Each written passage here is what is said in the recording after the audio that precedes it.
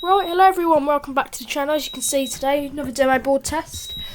Same device, just I've switched to KC in the ESP round and Bedlam's there because I think Staffordshire Emergency Response requested it, so I'll just plug it in into the Shrek green extension and then it's not complaining at me. Start with the KAC.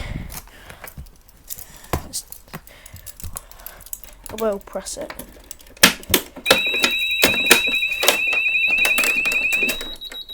Reset.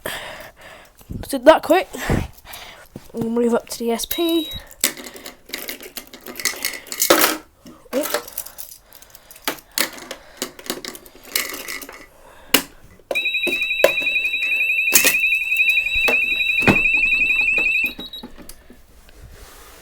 Then we'll do the detector, the twinflex rafiki, which are prone to failing, it seems.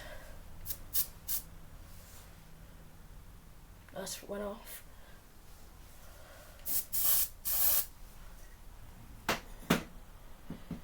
They're not sensitive at all, these detectors. You need a blooming bomb to set them off. There we go. Sounder going off. Good silencer. I'll take the head off. Got the arm shaking there. Put the head back on. And reset. Nice.